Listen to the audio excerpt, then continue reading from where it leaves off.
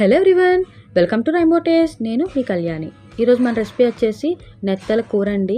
అదేనండి అందరికీ చాలా ఇష్టమైన, ఎంతో ఈజీగా అయిపోయే పచ్చినెత్తల కూర అండి. ఫస్ట్ పచ్చినెత్తలు వాష్ చేసుకుందామండి. దానికోసం పులుసు తీసి తల తోక కోసేసుకోవాలండి. నేను చూపిస్తున్నాను కదా, ఈ విధంగా కోసేసుకోవాలి. ఇలా అన్నీ కోసి పక్కన పెట్టుకుందాం. ఇప్పుడు అన్నీ కూడా రఫ్ సర్ఫేస్ మీద ఒకసారి రుద్దితే దానికి ఉన్న చిన్న చిన్న పులుసులంతా కూడా బయటకు వచ్చేస్తుందండి. అలా క్లీన్ చేసి వాష్ చేసి పక్కన పెట్టుకోవాలి. ఇప్పుడు ప్యాన్లో ఆయిల్ వేసుకొని దాంట్లో కోసిన ఉల్లిపాయలు, పచ్చిమిరపకాయలు వేసుకుని వేగేంత వరకు వేపుకోవాలండి. చూస్తున్నారు కదా, నాకు ఉల్లిపాయలు చక్కగా వేగినాయండి. ఇప్పుడు నేను దీంట్లో 1 స్పూన్ అల్లం వెల్లుల్లి పేస్ట్ వేసుకోవాలి.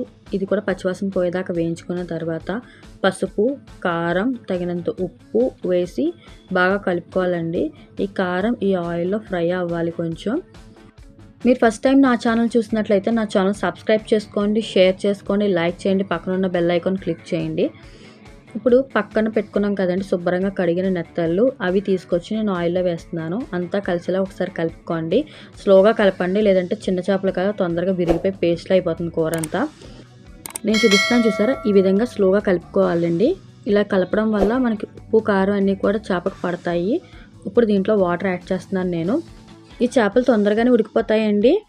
ఈ చేపల్లో మనకి కాల్షియం అలాగే వైటమిన్ ఏ పుష్కలంగా ఉంది. ఈ చేపలు చాలా తొందరగా ఉడికిపోతాయండి. చూస్తున్నారు కదా, నాకు నీళ్ళని ఎగిరిపోయినాయి. ఇప్పుడు నేను దాంట్లో కొంచెం కొత్తిమీర జల్లుకొని అంతా కలిసేలా కలుపుకోవడమేనండి. అంతే, మన టేస్టీ అయిన నెత్తల కూర రెడీ అయిపోయినట్టే. మీరు కూడా ట్రై చేయండి.